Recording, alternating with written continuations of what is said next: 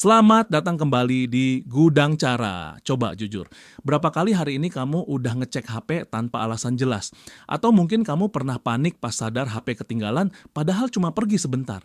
Rasanya kayak ada bagian diri kita yang hilang ya. Fenomena ini bukan cuma kamu yang alami. Kita hidup di zaman di mana benda kecil bercahaya ini seolah jadi perpanjangan tangan bahkan perpanjangan pikiran kita. Kita sering dengar istilah kecanduan HP atau ketergantungan smartphone. Tapi pernah nggak sih kita berhenti sejenak dan bertanya, kenapa bisa begitu? Kenapa notifikasi sepele bisa terasa begitu mendesak? Kenapa scrolling tanpa tujuan bisa menyedot waktu kita berjam-jam? Ini bukan sekadar soal kurangnya disiplin atau kemauan.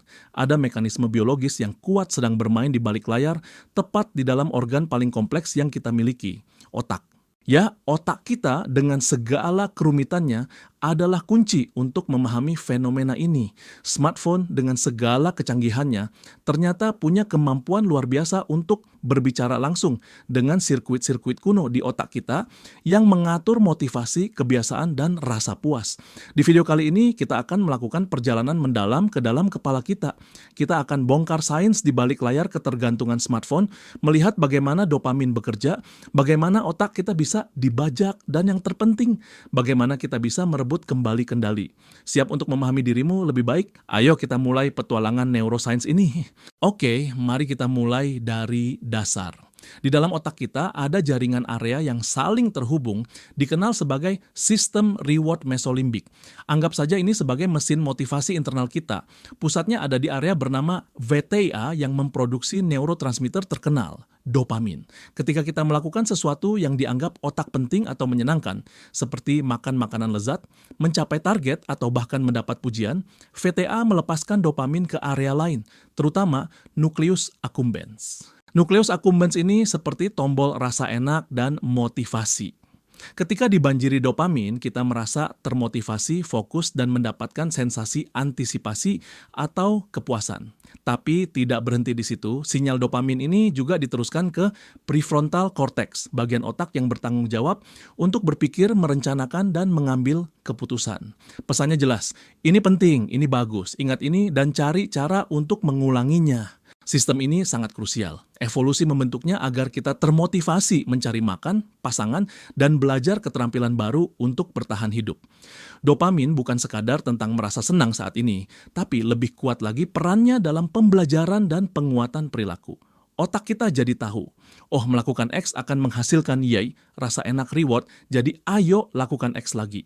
Masalahnya, sistem kuno ini tidak dirancang untuk menghadapi bombardir stimulus super cepat dan artifisial dari dunia modern, terutama dari perangkat di saku kita. Disinilah smartphone menunjukkan kejeniusan desainnya dalam memanipulasi sistem reward kita. Smartphone modern adalah perangkat multifungsi yang menyediakan akses instan ke berbagai sumber potensi hadiah dopamin. Notifikasi pesan dari teman, potensi koneksi sosial, boom, sedikit dopamin. Like di postinganmu, validasi sosial, boom, dopamin lagi. Menang level di game, rasa pencapaian, boom, dopamin. Bahkan suara notifikasi atau getaran saja sudah cukup. Otak kita belajar mengasosiasikan bunyi atau getaran itu dengan kemungkinan adanya hadiah. Ini seperti eksperimen Pavlov dengan anjingnya. Bel berbunyi. Anjing mengeluarkan air liur karena tahu makanan akan datang. Kita dengar ping, otak kita langsung antisipasi dan melepaskan dopamin, mendorong kita untuk segera memeriksa.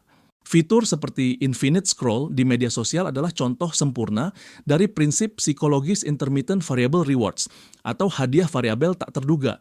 Ini adalah mekanisme paling adiktif yang diketahui sains, sama seperti yang digunakan mesin slot di kasino. Kamu terus scrolling karena kamu nggak pernah tahu kapan akan menemukan postingan lucu, berita mengejutkan, atau foto menarik berikutnya. Ketidakpastian inilah yang membuat dopamin terus mengalir deras, menjaga otak tetap terpancing dan sulit berhenti. Banyak aplikasi juga menggunakan teknik gamifikasi, memberikan poin, lencana, atau peringkat untuk memicu rasa pencapaian dan kompetisi, yang lagi-lagi membanjiri otak dengan dopamin. Semua ini menciptakan apa yang disebut supernormal stimulus, rangsangan artifisial yang jauh lebih kuat, lebih sering, dan lebih mudah diakses daripada hadiah alami yang dirancang untuk direspons oleh otak kita. Akibatnya, sistem reward kita jadi overload dan dibajak. Mungkin kamu berpikir, Ini kan cuma kebiasaan, tapi dampaknya lebih dalam dari itu. Otak kita memiliki kemampuan luar biasa yang disebut neuroplastisitas. Artinya, struktur dan fungsi otak kita bisa berubah secara fisik sebagai respons terhadap pengalaman, pikiran, dan perilaku kita. Prinsip dasarnya sering disebut neurons that fire together, wire together. Sel saraf yang aktif bersamaan akan membentuk koneksi yang lebih kuat. Setiap kali kamu meraih HP untuk meredakan bosan atau mencari hiburan instan, kamu sedang memperkuat jalur saraf yang terkait dengan perilaku itu. Semakin sering jalur itu digunakan, semakin efisien dan otomatis jadinya. Ibarat jalan setapak di hutan, semakin sering dilewati, semakin lebar dan mudah jalurnya. Sebaliknya, jalur saraf untuk aktivitas yang membutuhkan fokus berkelanjutan, kesabaran, atau interaksi sosial yang kompleks, jika jarang digunakan, bisa melemah atau ditumbuhi semak belukar. Beberapa studi neuroimaging awal bahkan mulai menunjukkan adanya perbedaan struktural pada otak individu dengan tingkat ketergantungan internet atau smartphone yang tinggi. Misalnya, ada temuan tentang potensi penurunan volume materi abu-abu, bagian otak yang berisi badan sel saraf, di area prefrontal cortex yang krusial untuk fungsi eksekutif seperti perencanaan, pengambilan keputusan, dan kontrol impuls. Konektivitas fungsional antar wilayah otak juga dilaporkan bisa berubah. Meskipun penting untuk diingat bahwa korelasi belum tentu sebab akibat dan penelitian di bidang ini masih terus berkembang pesat, temuan-temuan ini menggarisbawahi bahwa penggunaan teknologi secara intensif memang berpotensi membentuk ulang otak kita secara fisik. Perubahan di otak ini bukan tanpa konsekuensi dalam kehidupan nyata. Salah satu yang paling terasa adalah penurunan kemampuan fokus atau perhatian berkelanjutan. Otak yang terbiasa dengan rentetan stimulus baru setiap beberapa detik dari smartphone akan merasa bosan atau gelisah saat dihadapkan pada tugas yang membutuhkan konsentrasi lama, seperti membaca buku, mendengarkan kuliah, atau bahkan percakapan mendalam. Setiap kali kita beralih perhatian dari tugas utama ke HP dan kembali lagi, ada biaya kognitif. Waktu dan energi mental terbuang dan kualitas pekerjaan menurun. Kontrol impuls juga bisa melemah. Keinginan untuk segera meraih HP saat merasa sedikit saja tidak nyaman, bosan, cemas, sedih menjadi sangat sulit ditahan. Otak sudah terlatih mencari pelarian termudah dan tercepat. Kemampuan untuk menunda kepuasan, delay gratification, yang sangat penting untuk mencapai tujuan jangka panjang yang bermakna, bisa terkikis karena kita terbiasa mendapatkan hadiah instan dari layar. Di ranah kesehatan mental, dampaknya juga signifikan. Media sosial seringkali memicu perbandingan sosial yang tidak sehat. Kita cenderung membandingkan highlight reel kehidupan orang lain dengan behind the scenes kehidupan kita sendiri yang bisa memicu perasaan iri, rendah diri, dan kecemasan. Ada juga fenomena FOMO atau fear of missing out, ketakutan akan ketinggalan informasi atau pengalaman seru yang membuat kita merasa harus terus-menerus terhubung dan memeriksa pembaruan.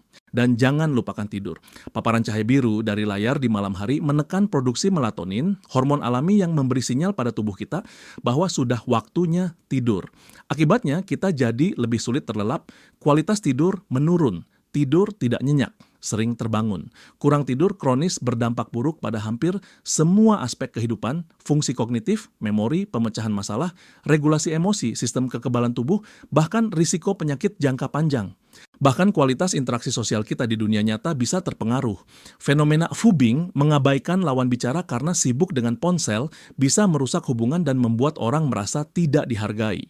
Mendengar semua dampak ini mungkin membuat kita cemas, tapi inilah kabar baiknya. Berkat neuroplastisitas, otak kita bisa berubah ke arah yang lebih baik juga. Kita punya kekuatan untuk melatih ulang otak kita, membangun kebiasaan digital yang lebih sehat, dan merebut kembali kendali atas perhatian dan waktu kita. Langkah pertama dan paling fundamental adalah kesadaran atau mindfulness. Mulailah perhatikan kapan, di mana, dan kenapa kamu meraih ponsel. Apakah itu respons otomatis saat ada waktu luang?